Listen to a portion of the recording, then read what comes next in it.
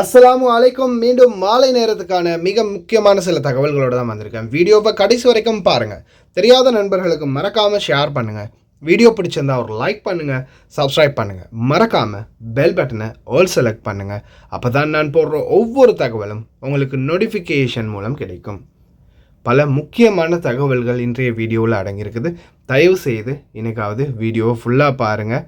எல்லாருக்குமே பிரயோஜனமான தகவல் இருக்குது. முதலாவது தகவல், இலங்கை நாட்டினருக்கு வேலை வாய்ப்பு இல்லை, ஆனால் வெளிநாட்டினருக்கு இலங்கையில் வேலை வாய்ப்பு கொடுக்கின்றார்கள். இது எந்த விதத்தில் நியாயம் அப்படின்னு கேட்ட இளைஞர் இன்னைக்கு விமான நிலைய போலீஸ் அதிகாரிகளால் முற்றுகையிடப்பட்டுள்ளார். இது சம்பந்தமான தகவலை வீடியோட கடைசியிலே அட்டாச் பண்ணியிருக்கேன்னு பாருங்கள். அதுக்கு முன்னாடி இப்போ இந்த 2-3 நாளாகவே பேப்பர் இல்லாமல் போனால் திருப்பி அனுப்புகிறாங்க, கைது பண்ணுறாங்க, இந்த மாதிரி நிறைய சிக்கல்கள் இருந்துச்சு. அது எல்லாத்துக்குமே அல்ஹம்துலில்லாஹ் ஒரு முடிவு கிடைச்சிருக்குது. நீங்கள் இனிமேல் உங்கள்கிட்ட இந்த பேப்பர் எடுக்கலையா, இந்த பேப்பர் இல்லாட்டி போக முடியாது, போய் உடனே பேப்பரை சீல் பண்ணி எடுத்துகிட்டு வாங்க, இல்லை பேப்பர் ஒன்று எடுத்துகிட்டு வாங்க, இந்த மாதிரி கிளியரன்ஸ் பேப்பர் அப்படின்னு சொன்னாங்கன்னா நீங்கள் ஏர்போர்ட்டை விட்டு வெளியாக வேண்டிய அவசியமே இல்லை. விமான நிலையத்துக்குள்ளேயே இனிமேல் நீங்கள் இந்த டீட்டெயில்ஸை வந்து கலெக்ட் பண்ணிக்கொள்ளலாம். அதுவும் குறிப்பாக இன்றைக்கி ஒரு சகோதரி எனக்கு இதை பற்றி சொல்லியிருந்தாங்க. டெய்லி கிடைக்கிற அப்டேட்டை பொறுத்து தான் நானும் உங்களுக்கு அப்டேட் தந்துக்கிட்டு இருக்கிறேன். அதனால் இன்றைக்கி கிடைச்ச தகவலின்படி இவங்களும் பேப்பர் இல்லாமல் தான் போயிருக்கிறாங்க. எங்கே உங்களுடைய கிளியரன்ஸ் பேப்பர் சிஸ்டமில் காட்டுது இல்லையே அப்படின்னு கேட்டுக்கிறாங்க. அதுக்கப்புறமா உடனே இவங்க என்ன பண்ணியிருக்கிறாங்க, உள்ளே இருக்கிற மினிஸ்ட்ரி ஆஃப் இன்டீரியர் பிரான்ச்சுக்கு போயிருக்கிறாங்க. போனதோடு இவங்களுடைய டீட்டெயில்ஸை கொடுத்து நான் வந்து இந்த சீலெல்லாம் வச்சுட்டேன், இன்ன இடத்துல தான் போய் வச்சேன், ஆனால் எனக்கு இன்னுமே வந்து எனக்கு இந்த டேட்டா வந்து இங்கே அப்டேட் ஆகலை அப்படின்னு சொல்கிறாங்கன்னு சொன்னதுமே உடனே அங்கேயே சிஸ்டமில் கிளியர் பண்ணி இன்னொரு சீலும் வச்சு கொடுத்துருக்குறாங்க. எனி ப்ராப்ளம், நோ ப்ராப்ளம், இனிமேல் நீங்கள் தாராளமாக போகலாம். ஆனால் இதில் இன்னொரு முக்கியமான பிரச்சனை இருக்குது. அதிகாரிகள் கிளின்னு கிளிக்கிறாங்க இலங்கை தூதரகத்தை. இந்த சுபாரா மஜ்னூன் அப்படின்னு கேட்குறாங்க. என்ன காரணம்னா, உங்களுடைய ஒயிட் பாஸ்போர்ட் இதுக்கு முன்னாடி பதிவு செஞ்சவங்க 2023, 2022 இந்த மாதிரி காலகட்டத்தில் பதிவு செஞ்சவங்களுடைய ஒயிட் பாஸ்போர்ட் வந்து டேட் எக்ஸ்பயர் ஆகி தான் இருக்கும். இந்த சீலை நல்லா பார்த்துக்கோங்க. இந்த சீலில் தான் இப்போ நீங்கள் எடுத்திருக்கிற ஒயிட் பாஸ்போர்ட் உங்களுடைய எக்ஸ்பயர் டேட் வந்து பழசாக இருந்தாலும் இந்த சீலுக்குள்ளே இப்போ புதிய டேட்டை வந்து மென்ஷன் பண்ணியிருப்பாங்க. இந்த டேட்டை வந்து அதிகாரிகளுக்கும் காட்டினத்தோட அவங்க கிளியர் பண்ணி அனுப்பிடுவாங்க. அதே மாதிரி இந்த டேட்டுக்குள்ளே நாட்டை விட்டு கிளம்புங்க, இல்லைன்னா பிரச்சனை, ஞாபகத்தில் வச்சுக்கோங்க. அந்த சீலில் உள்ள டேட்டை கட்டாயம் செக் பண்ணிக்கோங்க. அதிரடியாக கைது, 2 ஆப்பிரிக்க நாட்டவர்களை கைது செய்திருக்கிறாங்க. நாட்டுக்கு லீவு போகிறீங்களா, உங்களுக்கான முக்கிய தகவல் தான் இது. இவங்க வந்து பார்த்திங்கன்னா ஃப்ராடு பண்ணியிருக்கிறாங்க, மணி லாண்ட்ரிங்.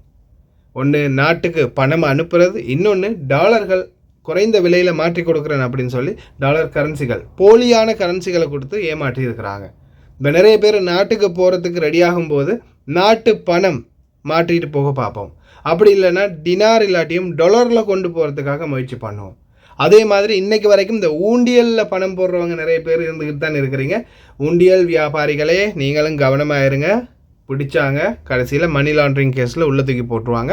அதே மாதிரி பணம் அனுப்புகிறவங்களும் தயவு செய்து கவனமாக இருங்க. குறிப்பாக லீவு நாட்டுக்கு போகிறீங்களா, நீங்கள் வந்து பணம் கொண்டுட்டு போகிறீங்கன்னா 1000 தினார் வரைக்கும் இலங்கைக்கோ இந்தியாவுக்கோ நீங்கள் கொண்டு போகிறதுக்கு அனுமதி இருக்குது. 1000 தினார் உங்கள் கையில் நீங்கள் பணம் கொண்டு போகலாம், எந்த பிரச்சனையுமே இருக்காது. அதே மாதிரி இந்த 1000 தினாரை கொண்டு போய் நீங்கள் அழகாக விமான நிலையத்திலேயே மாற்றிக்கொள்ளலாம், இலங்கையில் இல்லை இங்கேயோ. ஆனால் வெளியில் முகவர்கள் இடைத்தரகர்கள்ட்ட யாருக்கிட்டையுமே பணம் பரிமாற்றம் பண்ணாதீங்க. பணப்பரிமாற்றம் பண்ணி அவங்கள்ட்ட இருந்து பணங்களை மாற்றி எடுக்காதீங்க. ஏன்னா நிறைய நோட்டுகள் இப்போ பார்த்தீங்கன்னா போலியான நோட்டுகள் உருவாக்கப்பட்டிருக்குது. வெளியில் புழக்கத்தில் நிறையவே போலியான நோட்டுகள் தெரியுது. அதால் தயவு செய்து எக்ஸ்சேஞ்சுகளில், இங்கே இருக்கக்கூடிய அதிகாரம் பெற்ற உத்தியோகபூர்வ எக்ஸ்சேஞ்சுகளில், அனுமதி பெற்ற எக்ஸ்சேஞ்சுகளில் மட்டும் சேஞ்ச் பண்ணுங்கள். அப்படி இல்லைன்னா நீங்கள் நாட்டில் விமான நிலையத்தில் சேஞ்ச் பண்ணி கொள்ளலாம். அதே மாதிரி அங்கேயும் போய் நாட்டிலையும் போய் வெளியில் நிற்கிற இடைத்தரகர்கள்ட்ட சேஞ்ச் பண்ணாதீங்க. சட்ட ரீதியாக நீங்கள் வந்து விமான நிலையத்துக்குள்ளே இருக்கிற எக்ஸ்சேஞ்சுகள்லேயே சேஞ்ச் பண்ணி கொள்ளலாம். 1000 தினார் வரைக்கும் நீங்கள் தாராளமாக கொண்டு போகலாம். இலங்கையர்களுக்கு பார்த்திங்கன்னா 40 கிராம் தங்கம் அலவுட் இருக்குது. அதே மாதிரி இந்தியர்களுக்கு பெண்ணுக்கு வந்து 20 கிராமும் ஆணுக்கு வந்து 10 கிராம் தான் அலவுட் இருக்குது. இலங்கையர்களுக்கு ஆணோ பெண்ணோ 40 கிராம் தங்கமும் 1000 தினார் பணமும் கொண்டு போகலாம். மீண்டும் ஆரம்பித்தது பேராபத்தின் உச்சகட்ட சூழல். ரஃபா பகுதிகளை கைப்பற்றினார்கள் இஸ்ரேல் இராணுவம். இஸ்ரேலியர்கள் தற்போது ரஃபா பகுதியை முற்றுகையிட்டு ரஃபா போர்டரை வந்து கைப்பற்றி இருக்கிறாங்க. அங்கிருந்த பலரும் கொல்லப்பட்டதாக தெரிவிச்சிருக்கிறாங்க. அதே போல் இந்த சூழல் மீண்டும் மிகப்பெரிய ஒரு போர் சூழலை உருவாக்கும் அப்படின்னு தெரிஞ்சிருக்காங்க. ஆனாலும் ஈஜிப்த் இந்த நாட்களில் எகிப்து சைலண்ட் ஆகித்தான் இருக்கிறாங்க. எகிப்தோடைய எல்லையான ரஃபா பகுதி தான் இப்போதைக்கு கைப்பற்றப்பட்டிருக்குது. அதே போல் இஸ்ரேலிய ஆக்கிரமிப்பாளர்கள் காசா என்ற பேர் எங்கே இருந்தாலுமே உடைக்கிறாங்க. அதே மாதிரி பலஸ்தீன் நாட்டு கொடிகள் எல்லாத்தையுமே ஃபுல்லாகவே சேதப்படுத்துகிறாங்க. அதுக்கப்புறமா அவங்களுடைய கொடிகளை, இஸ்ரேல் நாட்டுடைய கொடிகளை பறக்க விடுறாங்க. ரொம்பவும் வேதனையான ஒரு விடயம். அதே போல் இந்த சூழல் மீண்டும் பெரிய அளவான பிரச்சனைகளை இட்டு செல்லும். மேலும் மேலும் இன்னும் எல்லா நாடுகளுக்குமே ப்ரெஷர் அதிகரிக்கும்.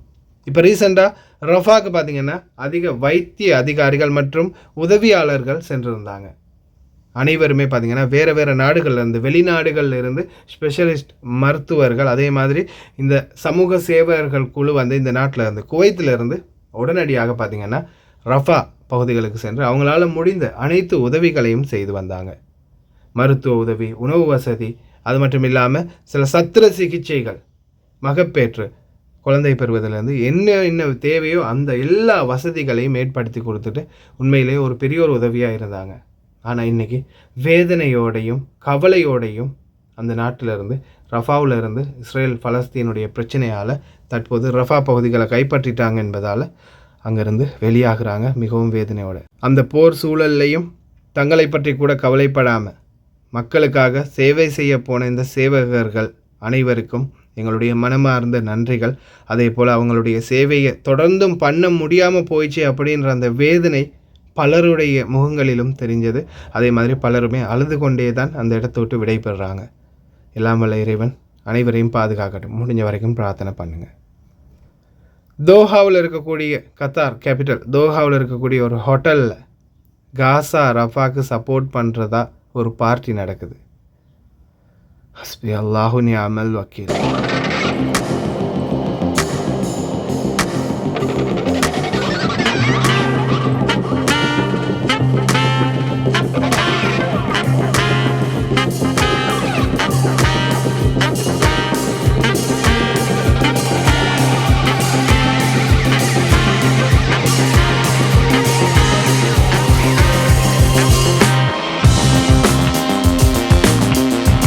தொடர்ந்து இயற்கை அனர்த்தங்கள், இடி மின்னல், தூசி காற்று, மழை, வெள்ளம் இப்படின்னு எத்தனையோ இயற்கை அனர்த்தங்கள் நடந்து கொண்டே இருக்குது. இறைவனுடைய கோப பார்வை என்பதை தொடர்ந்துமே சமுதாயம் மறந்து கொண்டே இருக்குது. இறைவனே போதுமானவன். முடிந்த வரைக்கும் பிரார்த்தனை பண்ணுங்க காசா பலஸ்தீனுக்காக. கட்டட பணியில் ஈடுபட்ட ஒரு எகிப்திய நாடு தொழிலாளர் கீழே தவறி விழுந்ததில் உயிரிழந்துள்ளார். கட்டட துறைகளில் வேலை பார்க்கக்கூடியவங்க, குறிப்பாக இந்த நாட்களில் கன்ஸ்ட்ரக்ஷனில் வேலை பார்க்குறீங்கன்னா நிச்சயமாக உச்சி வெயில் ஆரம்பிக்கும் போது வேலையை நிறுத்த வேண்டிய சூழல் எதிர்வரும் நாட்களில் வந்துடும். ஏன்னா இப்போவே 37 செல்சியஸ் டிகிரி வரைக்கும் வெப்பம் அதிகரித்து வருது. கிட்டத்தட்ட 40-45 எட்டிடுச்சுன்னா நிச்சயமாக மதிய நேரத்தில் நீங்கள் வேலை செய்கிறத நிறுத்திடுவாங்க. 11 மணிலேருந்து 3-4 மணி வரைக்கும் வேலை செய்ய முடியாது அப்படின்றத கொண்டு வந்துடுவாங்க அந்த ஆர்டரை. அதே மாதிரி இந்த நாட்களில் தயவு செய்து ரொம்ப கவனமாக வேலை பாருங்கள். இந்த வெயிலில் வேலை பார்க்கக்கூடிய தொழிலாளர்கள், அதே போல் இந்த கட்டிடங்களில் மேலே ஏறி நின்று வேலை பார்க்குறீங்கன்னா மறக்காமல் சேஃப்டி பெல்ட், ஹெல்மெட், அதுக்குரிய அனைத்து பாதுகாப்பு அம்சங்களையும் கடைப்பிடிங்க. அனைவருமே ஓட்டுநர்களாக இருந்தாலும் சரி சீட் பெல்ட்டை போட்டுக்கோங்க. பணிப்பெண்களாக இருந்தாலும் கிச்சனில் வேலை பார்க்கும்போதோ, மெஷின்களில் வேலை பார்க்கும்போதோ ரொம்ப கவனமாக வேலை பாருங்கள். கடைகளில் இருக்கக்கூடியவங்க, கம்பெனிகளில், ஃபேக்ட்ரிகளில் இருக்கக்கூடியவங்க அனைவருமே தயவு செய்து ரொம்ப கவனமாக இருங்க. ஏன்னா இந்த நாட்டை பொறுத்த வரையில் நம்மளுக்கு ஏதாவது ஒரு விபத்து நடந்து நம்ம அறகுற உயிரில் இருந்தாலும் அதிகாரிகளோ அல்லது அது சம்மந்தப்பட்ட முக்கியஸ்தர்களோ நம்மளை ஹேண்டில் பண்ணும் வரைக்கும் யாருமே நம்மளை தொட்டு கூட பார்க்க மாட்டாங்க. சரியான நேரத்தில் மருத்துவ சிகிச்சை கிடைக்காததால் இன்றைக்கு வரைக்கும் எத்தனையோ பேர் உயிரிழந்திருக்கிறாங்க. தயவு செய்து கவனமாக இருங்க. அடுத்ததா அல் ஷூர் சுத்திகரிப்பு நிலையத்தை கண்காணிப்பதற்காக ரோபோட்டிக்களை நியமிக்கிறதுக்கான வேலை திட்டங்கள் ஆரம்பமாகி இருக்குது. ரோபோட்டிக்களை வைத்து இந்த சுத்திகரிப்பு நிலையங்களை கண்காணிக்கும் போது தீ விபத்துகள் ஏற்பட்டாலும் உயிராபத்துகள் பெரிதாக இருக்காது.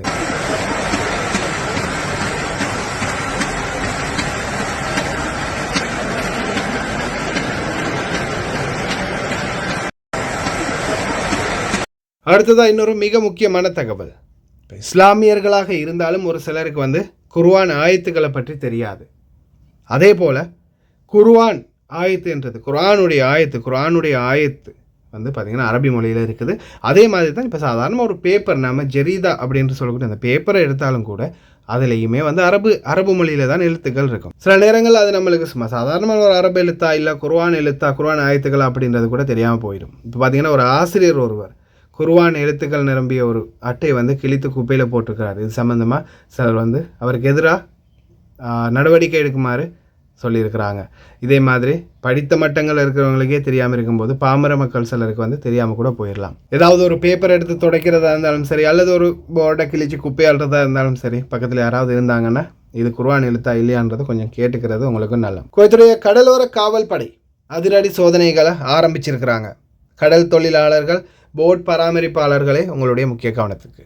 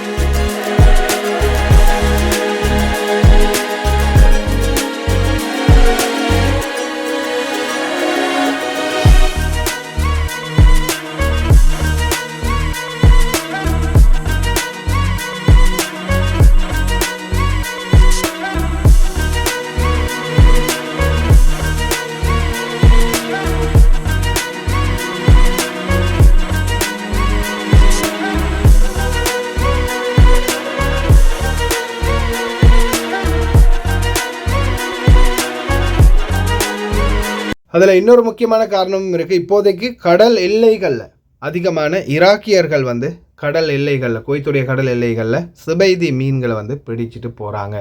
அதுவும் அங்கே வந்து ரொம்ப மலிவான விலைக்கு விற்கிறாங்க. இங்கே 45-50 தினார், அங்கே வெறும் 7 தினார்.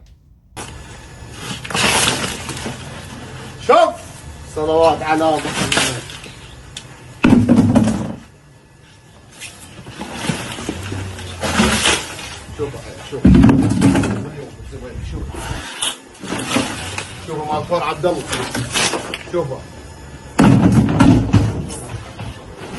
صلوات على محمد. ضرب تعال، تريد 1 كيلو موجود، تريد 2 كيلو موجود، تريد 3 كيلو موجود. شوف صلوات على محمد. الزبيدية مال فور عبد الله، مال فور عبد الله عندنا كمية خير من الله. كيلو مالته 35,000 كيلو ب35,000. شوفوا شنو الزبيدية، ذهب أحسن وأطيب زبيدية بالعالم. شوف بس هذه الوصية، شوف تعال 4 حبات 5 حبات 6 حبات بالكيلو. شوفوا صلوات على محمد. الوسطي كيلوين ب45,000، يعني الكيلو ب22.5. صور زبيدي، صور عادي. அடுத்ததா ஆட்டு பண்ணைகளில் யாராவது வேலை பார்க்குறீங்களா? உங்களுடைய முக்கிய கவனத்திற்கு இந்த நாட்களில் பட்ட பகல்லையே ஆடுகளை திருடுறதுக்காக திருட்டு கும்பல் வருது. பார்த்தீங்கன்னா இவங்க வந்து பெதூன் பசங்க அப்படின்னு தான் தெரிய வந்திருக்குது. இது சம்பந்தமான மேலதிக நடவடிக்கைகளை எடுத்து வராங்க உள்துறை அமைச்சகம். ரொம்ப கவனமாக இருங்க.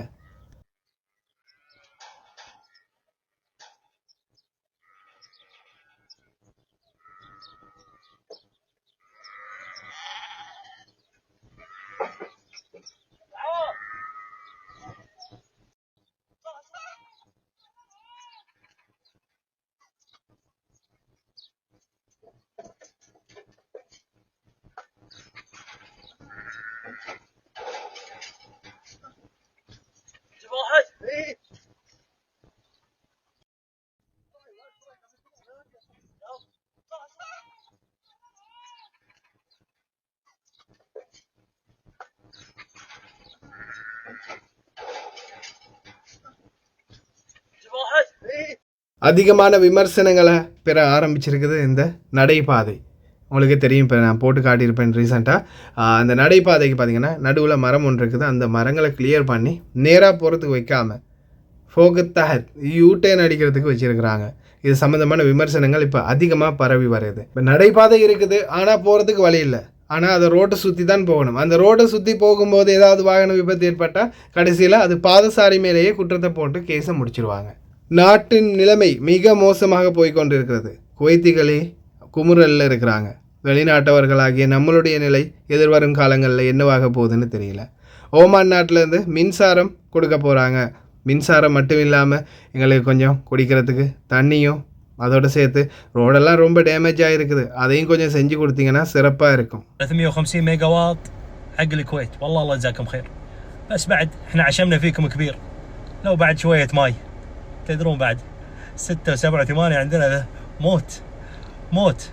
وبعد قبل الله يمشي الله يخليكم نبي البنية التحتية شوي خرسانة حديد من اللي عندكم طايح. ها الأمور هذه كلها ضبطونا والله. وهم بعد هم بعد اسفلت شوي نبي وحصى ما حصى وزفته حق الشوارع عندنا شوي مكسرة. ما يخالف عشمنا فيكم كبير. ولا ايش رايكم؟ احط اللسته كلها وادزها واتس. அதை நான் சொல்லலை, அவரே தான் சொல்கிறாரு. 350 மெகாவாட்ஸ் 350 மெகாவாட்ஸ் மின்சாரம் கொடுக்க போகிறாங்க. அதே மாதிரி கொஞ்ச நாள் போகல எங்களுக்கு சாப்பாடு தேவைப்படும், உடுத்துறதுக்கு உடுப்பு தேவைப்படும். அதே மாதிரி இப்போ கொஞ்ச நாள் போனால் தண்ணீரும் தேவைப்படும். அதே மாதிரி இன்னும் கொஞ்சம் சின்னொரு பிரச்சனை ஒன்று இருக்குது. எங்கள் ரோடு தான் ரொம்ப டேமேஜாக இருக்குது, அதையும் கொஞ்சம் பார்த்து செஞ்சு கொடுத்தீங்கன்னா ரொம்ப நல்லாயிருக்கும் அப்படின்னு சிரிச்சுக்கிட்டே அரசாங்கத்தை அப்படியே போட்டு வாங்குறாரு. குவைத்திகளுக்கே இந்த நிலைமை ஆகிட்டு போகுதுன்னா இந்த எதிர்காலத்தில் இந்த நாட்டில் இருக்கக்கூடிய வெளிநாட்டவர்கள் நிலைமை என்ன? குவைத் நாடு இன்னொரு நாட்டுக்கிட்ட கையேந்தக்கூடிய நிலைமை ஏன் வருது? சரியான மெயின்டெனன்ஸ் இல்லை, அரசாங்கம் சரியான கண்காணிப்பு இல்லை. அரசாங்கம் இதை சரியாகவே கவனித்து சரியாக மெயின்டெனன்ஸ் பண்ணினாங்கன்னா இந்த நாட்டை மறுபடியும் கட்டி எழுப்பலாம். அதையும் பார்த்தீங்கன்னா ஒரு குடிமகன் தெரிவிச்சிருக்கிறாரு. الله يوفقكم. والله احنا بالكويت خلاص ما قمنا الا نكت الفال ونقول الله يوفقهم يعني ان شاء الله باذن الله. يعني اذا حاشنا الياس نهاجر، فاحنا قاعدين بهالديره الطيبه ونقول الله يوفقهم ان شاء الله. والله هذه اذا الحكومه كانت مضبوطه رياضه واسكان كل شيء ينضبط. ها اذا الحكومه كانت يعني تحط بالها على بعض الاعضاء مجلس الامه ما طبنا ولا غدا شر. انت حكومه كل شيء بيدك، انت تسوينه لا ترجعين. سالفه المحاصصات هذه وايد تعبتنا. خليك انت سوي شوارعك، انت سوي رياضتك، خلي مجلس الامه بس يراقب، لا تخلينا يشتغل معك يعني. ان شاء الله الله يوفقهم. ها الله يوفقهم ان شاء الله. ஓகே ஃப்ரெண்ட்ஸ், குவைத் நாட்டின் சில செய்திகளை பார்த்தாச்சு. இலங்கையில் ரீசெண்டாக மிகவும் வைரலாக பரவிய ஒரு விடயம், விசா கட்டணம் $60 $100 அதிகரிச்சிருந்தாங்க. அதே மாதிரி இந்திய நிறுவனம் ஒன்றுக்கு இலங்கையினுடைய விமான நிலைய விசா வழங்கும் சேவையை வழங்கியிருக்கிறாங்க. இந்த சந்தர்ப்பத்தில் ஒரு இளைஞர் ரீசெண்டாக அவர் ஒரு டூரிஸ்ட் கைடு அவர் பேசியிருக்கிறாரு. ஏன் இவ்வளவு லேட் ஆகுது, இதுக்கு முன்னாடி இந்த மாதிரி லேட் ஆகினது இல்லையே, ஏன் இவ்வளவு லேட் ஆகுது, ப்ராசஸ் முடிக்கிறதுக்கு ஏன் லேட் ஆகுது அப்படின்னு அவர் கேள்வி கேட்கும்போது ஒரு இந்திய நாட்டு சகோதரர் ஒருவர் உள்ளே ஊழியராக இருந்திருக்கிறாரு. அவர் நீங்கள் வாயை மூடிட்டு போய் பின்னால் லைனில் நில்லுங்க அப்படின்னு விரட்டி இருக்கிறாரு. அதுக்கப்புறமா இவர் கேட்டிருக்கிறாரு, நீங்கள் என்னை விரட்டுறீங்க, ஏன் இவ்வளோ லேட் ஆகுது, எங்கள் மேனேஜர் என்னோட பேசணும்னு சொல்லுங்கள் அப்படின்னு சொல்லும்போது இவர் கேட்குறாரு, இவர் எந்த நாட்டுக்காரர் நீங்கள் அப்படின்னு கேட்கும்போது, நான் இந்தியா, இது வேறொரு கம்பெனி, இது இந்திய கம்பெனி இந்த விசா ப்ராசஸிங் ஒர்க்கை எடுத்திருக்கிறாங்க, இனிமேல் நாங்கள் தான் இதெல்லாம் செய்வோம் அப்படின்னு சொல்லியிருக்கிறாரு.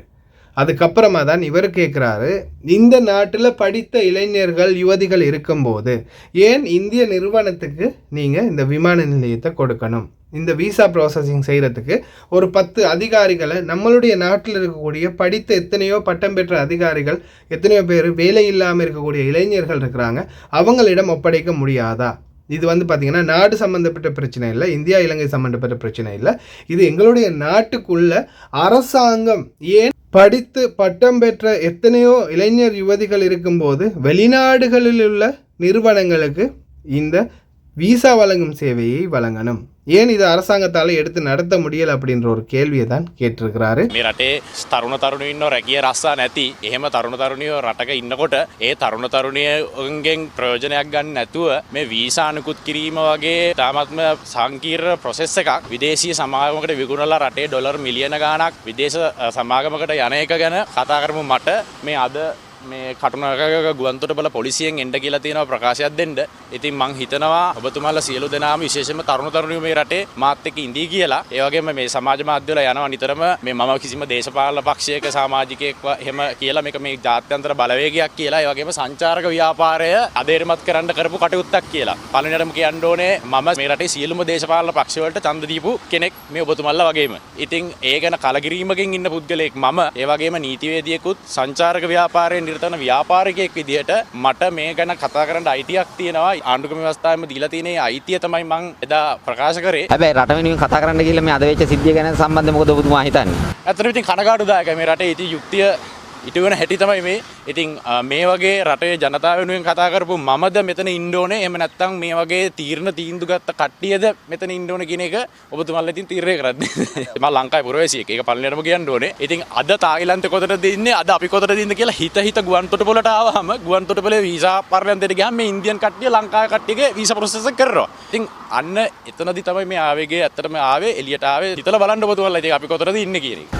මෙතනින් පස්සේ මොන වගේ දේවල්ට මුහුණ දෙන්න වෙයිද? මේ අපි හීනෙන් බය වෙලා ඇවිල්ලා මේ නිකන් මේ ඇවිල්ලා කතා කරනවා නෙමෙයි. මේ සියලුම දේවල් වලට මුහුණ දෙන්න ආත්ම ශක්තියක් එක්ක තමයි අපි කතා කරලා තියෙන්නේ. මේවත් රටේ ජනතාවගේ බදු මුදලෙන් තියෙන නඩත්තු වෙන ආයතන. නිලධාරීනුත් සාමාන්‍ය රටේ පුරවැසියෝ. ඉතින් මෙතෙන්ට යන්න මේවට බය වෙන්න දෙයක් නැහැ. මේවා බය වෙන්න උන තැන නෙවෙයි. ඉතින් එම බයක් අපිට නැහැ.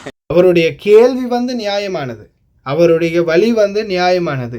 ஏன் நம்ம நாடு இப்போ யாராக இருந்தாலும் சரி, இலங்கையரோ இந்தியரோ யாராக இருந்தாலும் சரி, யோசிச்சு பாருங்கள். உங்கள் நாட்டில் உங்கள் வீட்டில் ஒரு படித்து பட்டம் பெற்ற ஒரு இளைஞரோ யுவதியோ இருக்கும்போது அவர் வந்து வெளிநாட்டில் எங்கேயாவது ஒரு நாட்டில் போய் கையேந்திய வேண்டிய நிலை, அதை படித்த படிப்புக்குரிய வேலைக்கு வேறொரு நிறுவனம் வந்து நம்ம நாட்டில் வேறு நாட்டு நிறுவனம் வந்து ஆக்கிரமிப்பு பண்ணுது அப்படின்னும் போது நம்மளுக்கு ஒரு எவ்வளோ வேதனையாக இருக்கும்.